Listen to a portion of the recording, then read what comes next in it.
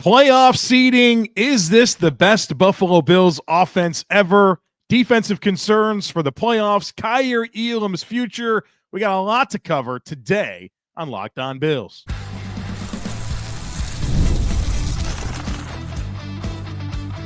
You are Locked On Bills, your daily Buffalo Bills podcast. Part of the Locked On Podcast Network, your team every day. What's up, Bills Mafia? It's Joe Marino, author of Go Bills and Buffalo's Run, also the co-host of the Locked On NFL Scouting Podcast, and I'm your host of Locked On Bills. Want to thank you for making Locked On Bills your first listen every day, and a big welcome and shout out to our everydayers. You know who you are. Those of you who never miss a single episode, I appreciate y'all being here very, very much.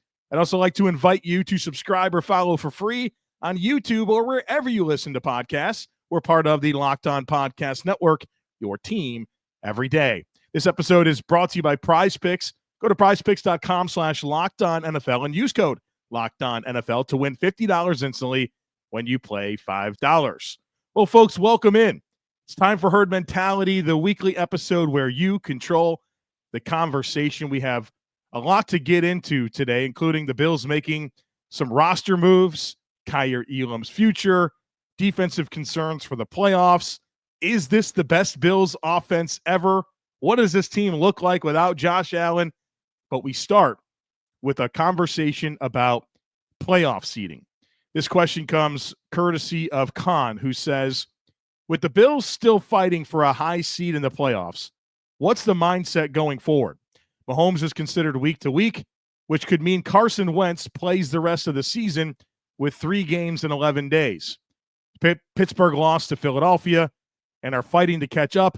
For the Bills, do we start load management by limiting snaps for the starters these last 3 games to be as healthy as possible for the postseason, even if it means potentially losing some games? Or do the starters play up until week 18 for a chance at the number 1 seed?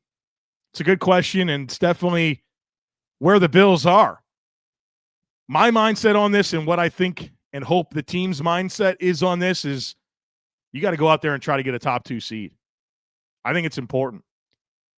Love to have the 1 seed, obviously, home field advantage throughout the playoffs, in addition to that first round bye, which would be meaningful. We've never seen this Bills team go on a playoff run with the benefit of not having to play in the opening round. So that would be cool. And it also means Kansas City doesn't get it.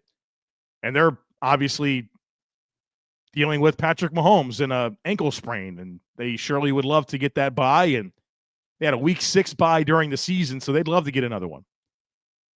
But in order for the Bills to be the 1 seed, Kansas City has to lose 2 of 3, and the Bills have to win all 3. Kansas City's remaining schedule, they play Saturday. They host the Houston Texans. Then they play on Christmas Day at the Pittsburgh Steelers. They close the season on January 5th at the Denver Broncos. They could lose 2 or 3, sure. And the Bills would have to win all 3. And we know the remaining schedule there, 2 against the Patriots, 1 against the Jets. 2 of those at home, obviously. 1 Jets, 1 Patriots game at home, and the finale in New England.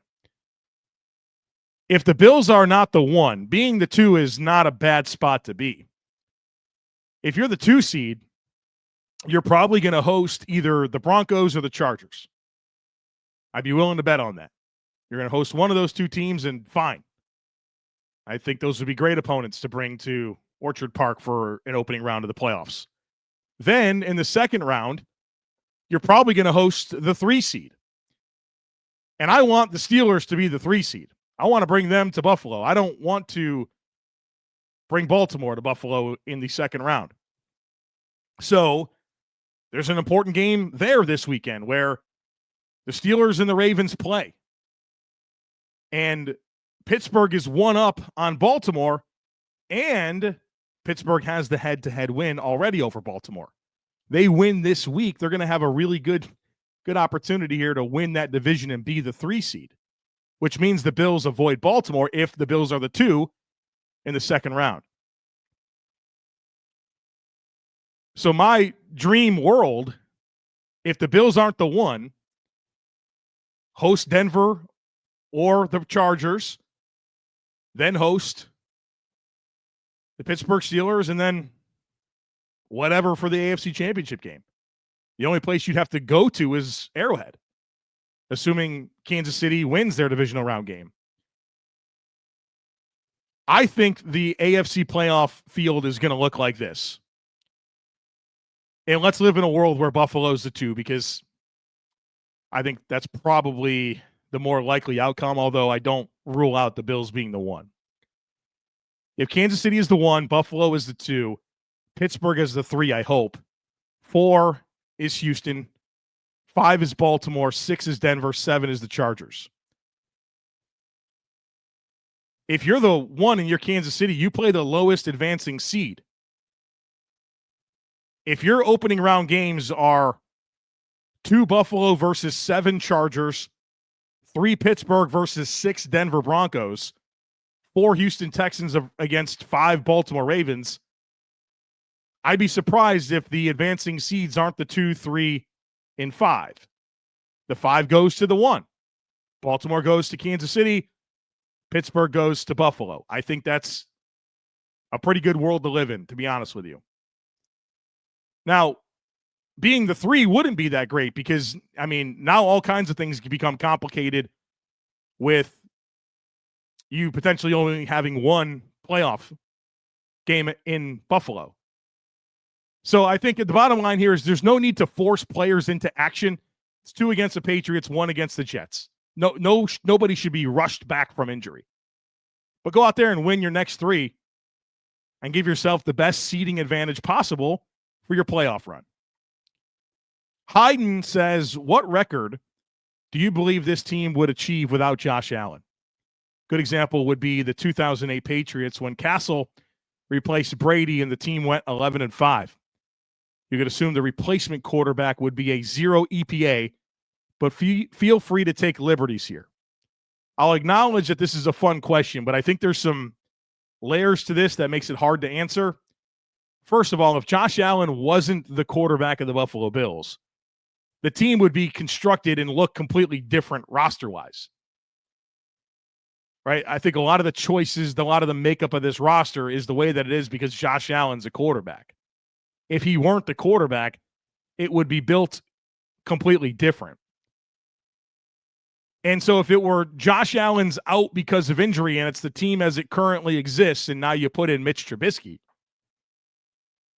I think the Bills are probably a super average team that hovers around 500 in terms of their win percentage. If Josh Allen weren't the quarterback, well, somebody else would be, and the team would look a lot different. And the only thing that I could really say about that is going back to 2017, 2018, and 2019. The Bills were 9-7 in 2017 with Tyrod and company. Then in 2018, obviously, they took a major step back with a ton of dead cap and Josh Allen's rookie season, and their roster build was very much still in a transitional rebuilding phase. And then 2019, Josh Allen takes a step, not a big one, but it takes a step, and they go 10-6 and, you know, have a chance there to beat Houston in the playoffs. I think they'd be, you know, one of those like decent teams. You look at them like maybe you do right now the Chargers, or you look at them like you do the Denver Broncos right now.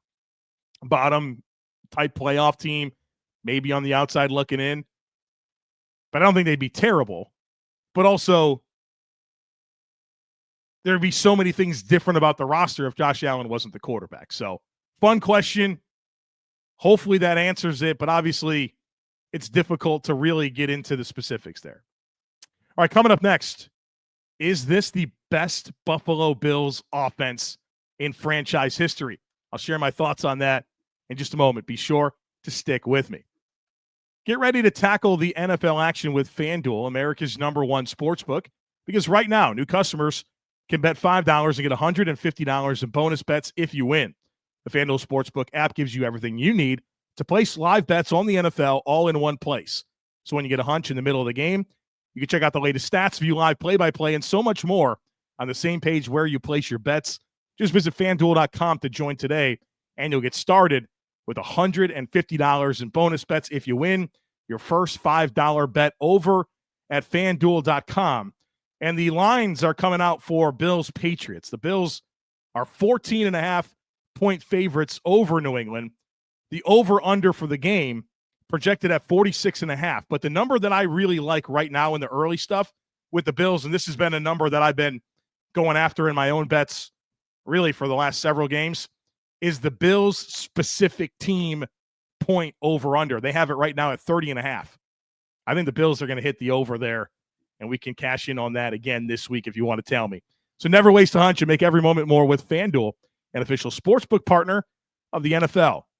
It's that time of year. The college football playoff is back, and the newly expanded 12-team format is guaranteed to be bigger and better than ever, bringing you all the hard-hitting and high-flying excitement that you love. TNT Sports coverage of the college football playoff begins December 21st, starting with the college football playoff kickoff show presented by AT&T at 11 a.m. Eastern, leading into our first matchup, the Southern Methodist University Mustangs battling the Penn State Nittany Lions at noon. Then the Clemson Tigers look to upset the Texas Longhorns in a showdown at 4 p.m. Eastern. Don't miss any moment of the action. Watch the college football playoff presented by Allstate live on TNT, True TV, TBS, and Max.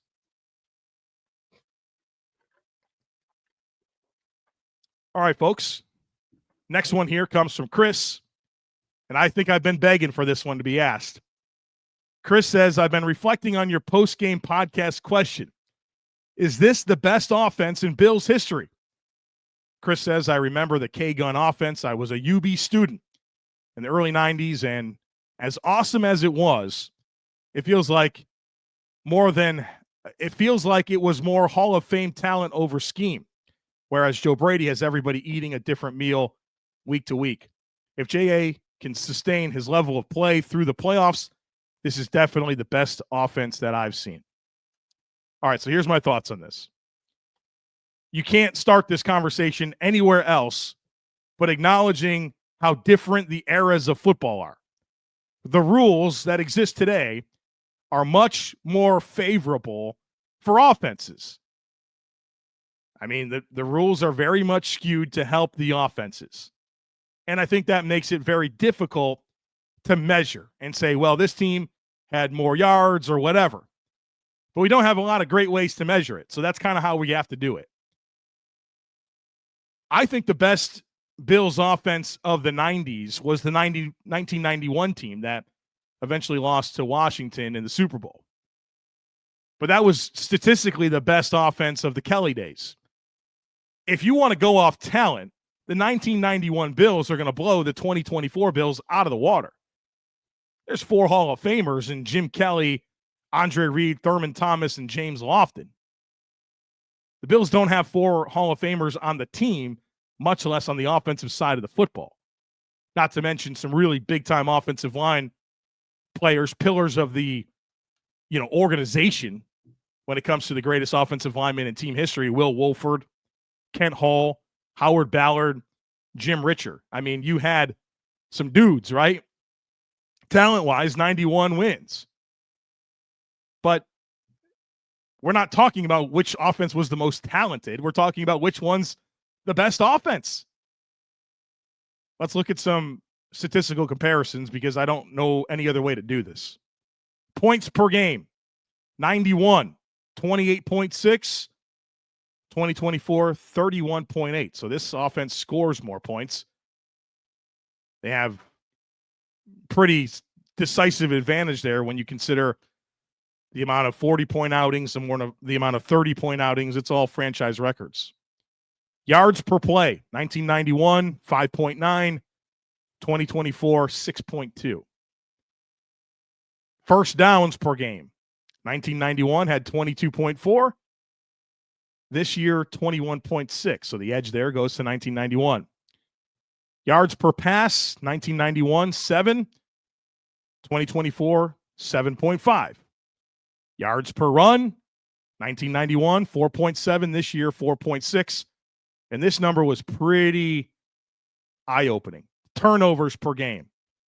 The 1991 Bills, 2.2. Come on now, what's that about? This year, 0.5. So this offense scores more points, has more yards per play, and has 2 less turnovers per game. Again, rules are different. Rules are different. I get it. It's hard to compare operations that are this far apart in when they were played and obviously the rules that go with it. But here's the bottom line. And these kind of conversations actually aren't my favorite because I think you wind up trying to diminish something that's really, really good. Right? I hate all the Michael versus LeBron conversations. That's not super interesting to me. But what I really do appreciate is the fact that we can even have these types of conversations. And we can look at a 1991 Bills offense that was unbelievable, that went to the Super Bowl, that had 4 Hall of Famers, that had staples of the franchise, and say, you know what? There's a heck of a case for the 2024 offense to be mentioned as better than this one. And you're not crazy for saying it. So there you go. Did I answer the question? Probably not. I certainly have a bias towards this group, but there's nothing definitive because obviously the numbers are close, and who knows what the 91 Bills look like with the current rules that are in place. Just like who knows what the 2024 Bills look like with the 91 rules in place. Drew has a good one here. And I appreciate these types of questions because sometimes I can be too assuming when I'm talking football. And if that's ever the case, please reach out because I don't want that to be the case and I don't want people to be confused. Drew says, could you please elaborate on defensive line stunts? I don't think I've ever heard you mention them until the past week or so. What does a stunt look like? What are the advantages and disadvantages? When is a good time to use one? How should you blend stunts with things like blitzes, creepers, and simulated pressures? All right, so the definition of a stunt is a line of scrimmage defensive player looping another line of scrimmage defensive player. So you're not rushing straight up through a gap that's right in front of you. You're going to loop around another line of scrimmage player. Okay, that's what a stunt is.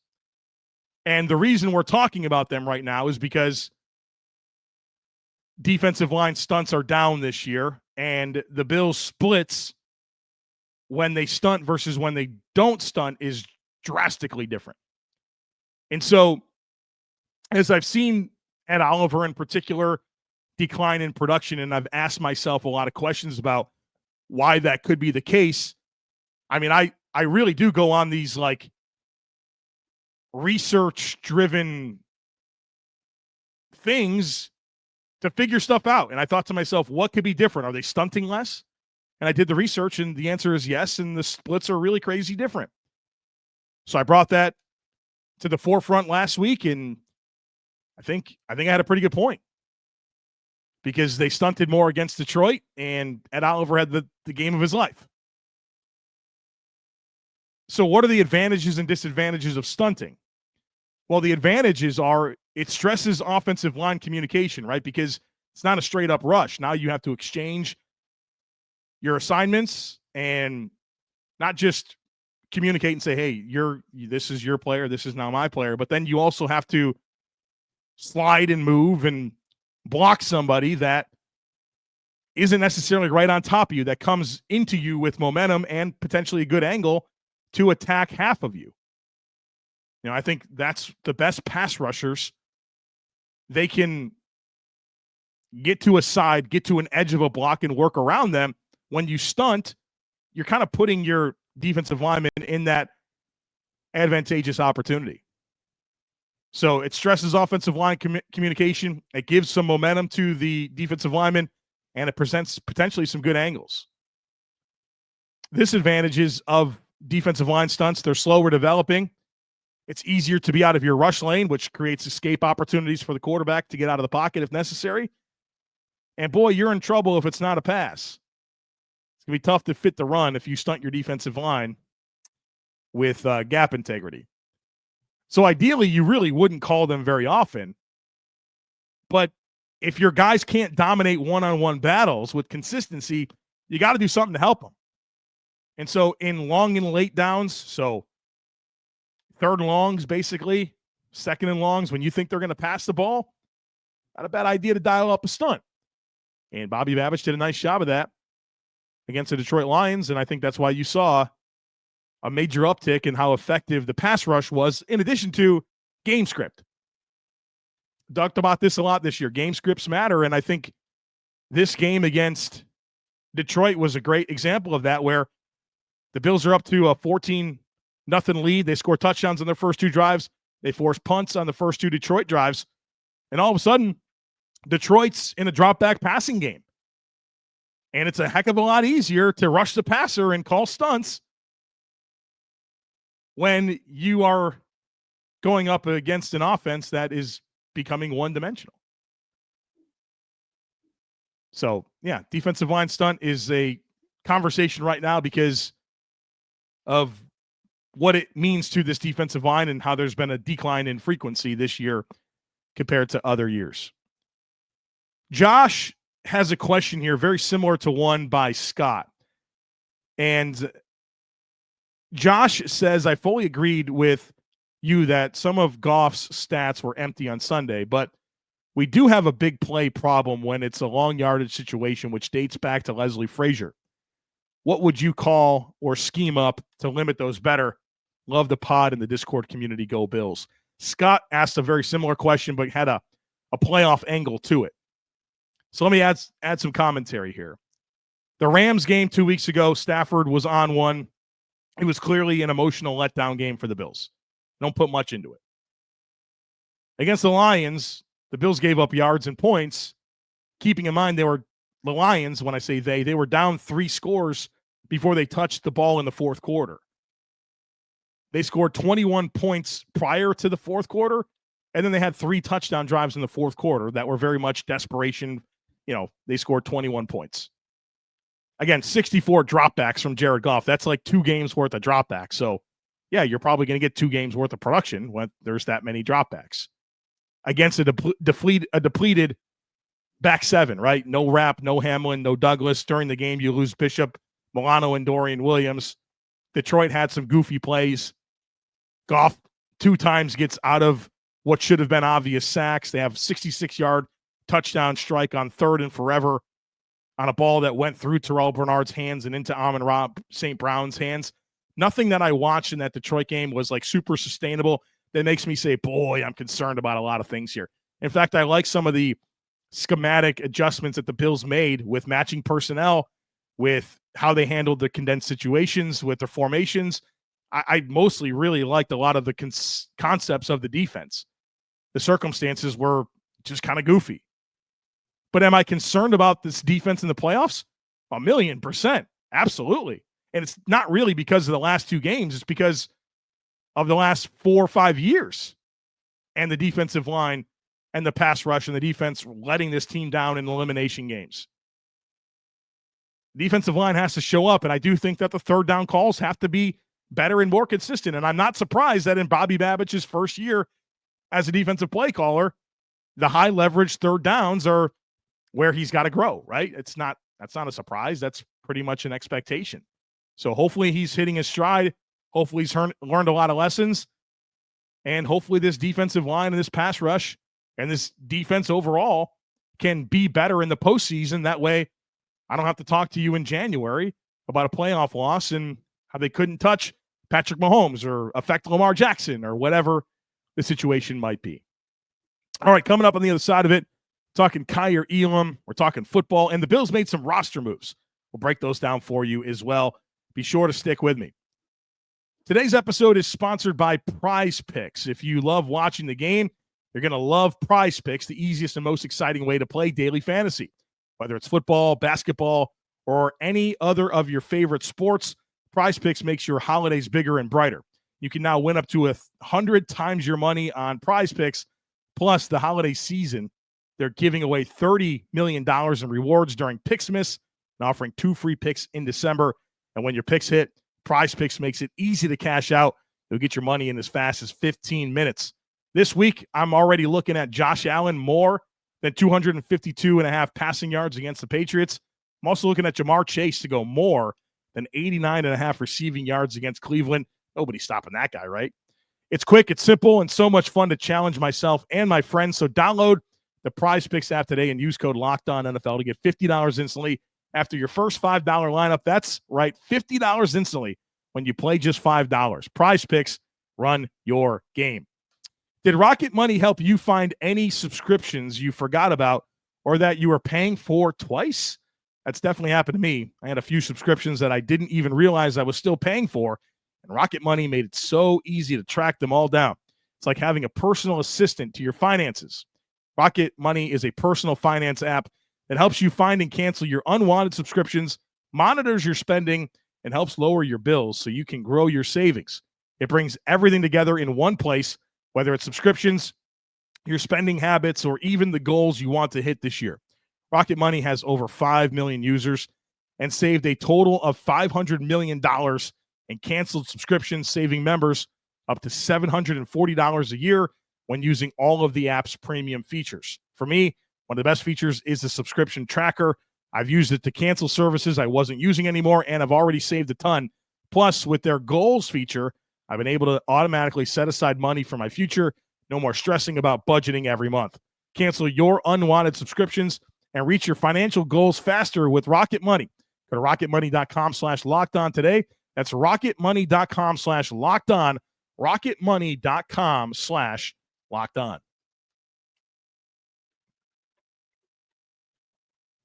All right, this next one here is all about Kaiir Elam. It comes from Greg, and Greg kind of sets this up in an interesting way. Greg says, interesting tidbit. I thought I would share and get your thoughts on for herd mentality. Not sure if you saw, but Kaiir Elam changed his profile photo on Instagram to a dusty Lamborghini being kept in the garage, supposedly in reference to himself being underutilized this far in his NFL career. The Bible verse in his bio has changed to Romans 5:3-5, reading, not only so, but we also glory in our sufferings because we know that suffering produces perseverance, perseverance, character, and character, hope. And hope does not put us to shame because God's love has been poured out into our hearts through the Holy Spirit and has been given to us. Again, this seems suggestive to the same idea. I found this interesting based on your episode before the game where you discussed the situation around Kaiir and whether or not he was the preferred starter for the team and that only those in the dressing room truly knew what was going on. If we do let Rasul Douglas walk next year and go with Elam across from Benford, are you worried at all that Elam may have a tainted view on the Bills organization that could complicate things? I know these are small things, but I'm interested to hear your thoughts nonetheless. I think it's a good question, Greg. And I'm glad that Kaiir Elam has this perspective. I want him to think that he's an awesome football player that's a dusty Lamborghini and just needs opportunity to showcase himself. What I don't want him to feel otherwise. I think that's a good perspective for him to have. He's probably not enamored that he was a first-round pick and hasn't been a preferred starter for this team yet through 3 seasons. I don't think he has much of a case, though. He's not better than Benford. He's not better than Douglas. He's done well with his opportunities, and I give him credit for that. But I don't think he has a case to be a starter, and I think people generally understand that. And you don't play a third corner, right? It's not like you rotate corners, right? You're either a starter or you're not. But I do think he's done well with his opportunities. I put a lot of stock into Jamil Adai's post from Twitter over the weekend after the Bills beat the Lions. Jamil Adai, the Bills cornerbacks coach, made a post, and the caption was, shout out to my guy Kaiir Elam, hard work and dedication at its finest. Well done, champ. And then it's a picture of the two of them working in practice. I'll say this, things change fast in the NFL. Right now, Kaiir Elam is in line to start for this defense in 2025. I'm expecting that Rasul Douglas walks in free agency, which makes sense to me as a north of 30 corner that has some athletic deficiencies, right? I think you want to get ahead of that decline, which may be happening right now. And I'm excited to see what that brings out of Kaiir Elam. It's going to be a critical year for his career. So much of the path forward for Kaiir, whether it's extending in Buffalo because he has a great season and everybody views him as a good starter, or he shows enough that another team pays him, it's a critical year for his career in 2025. So whatever he feels, doesn't really matter. Like, here's your big opportunity. And that's the thing, is when you get your big opportunity, what do you do with it? And that's going to be Kaiir Elam next year. He's young. He's only 23 years old. Turns 24 in May. The book is not written on Kaiir Elam, and next year is a defining year in his career. And so whatever he feels, I don't think it really matters. Like, go take advantage of this opportunity, and we'll see how he does. John says, herd mentality, why is football the greatest sport on earth? I'll bite. That's what I said back to John when he sent this to me in a subtext. I said, I'll bite. And I'll say this, I don't expect everyone to agree with me. There's nothing provable about football being the greatest sport on earth. And we certainly all have different life experiences and different things in our that shape our perspectives, right? We see things differently. So what I'm saying is just relevant to me. I think football is incredible. I think it's the greatest sport on earth. It's meant a lot for me personally throughout my life, playing football and now working in football.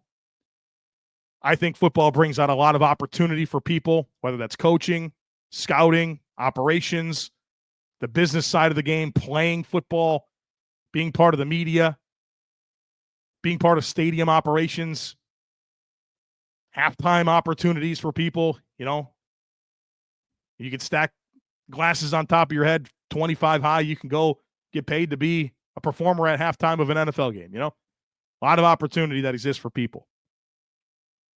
And I love that, right? Because I think the people that work in football are passionate about football. And I think if you have the opportunity to tie your passions in life to your earnings, boy, it's a good spot to be. But the game's incredible. It truly is the ultimate team sport. And what that fosters, right, when something is so team-oriented, from the players, the coaches, communities, it's just unrivaled to me. And when you're part of a football team, you are critically important, but it's also bigger than you at the same time. And I think through that, it reveals a lot of character. And the good teams are the ones that know how to get the right mix of players. Yeah, talent matters, but can you get the right mix of human beings together that understands how important each individual player is, but that none of them are bigger than the entire team? What an amazing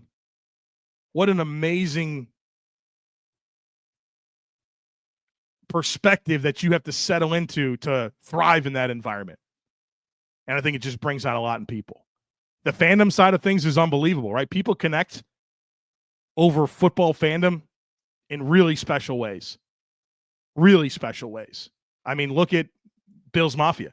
It's unbelievable. It's unbelievable. I get to connect with people across the globe on a daily basis simply because we both love the Buffalo Bills. Not because we have the same religious beliefs or political beliefs or anything like that. It's because we love the Buffalo Bills. And because of that, there's a common bond. And you can walk into a Bills fan anywhere in the world and you could sit there and talk for hours because you can connect over the Buffalo Bills and the stories and things that come about just because of that. It's unbelievable. The entertainment value of football is completely off the charts. It's a very simple game, but at the same time, it's extremely complex. Just so good. Everything about it is so good. And that's why football, to me, is the greatest sport on earth. Whatever you like, baseball, hockey, whatever you think it is, that's great. I'd love to hear why you think that, but that's why I think football is. Real quick, the Bills made some roster moves. Tylan Grable activated from injured reserve. I'm excited for that. I really like Tylan Grable. Thought he had an unbelievable preseason. He started the year as the preferred swing tackle, right? He dressed on game days over Ryan Vandemark. I'm excited for his future. I think that at a minimum, he'll be a good depth player.